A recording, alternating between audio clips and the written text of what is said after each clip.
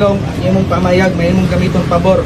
Matagumpay na naaresto ang lalaking ito sa Purok 3 sa Looban, Barangay Bunawan, Davao City dahil sa pagbabanta sa kanyang menor de edad na kasintahan.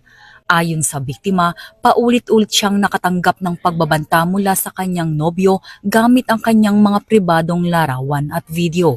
Nadiskubre rin ng biktima na ginagamit ng suspect ang kanyang social media account upang gumawa ng isang group chat na naglalaman ng mga nasabing larawan at video.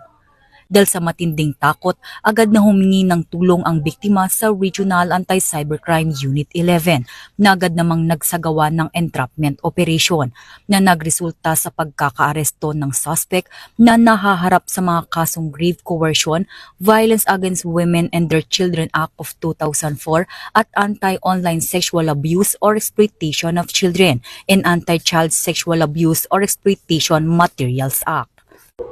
Mula dito sa Campo Crame, ako ang inyong PNN correspondent, Patrolwoman Mary Grace Artizuela, nagbabalita para sa Police News Network, alagad ng batas, taga-taguyod ng Balitang Pulis.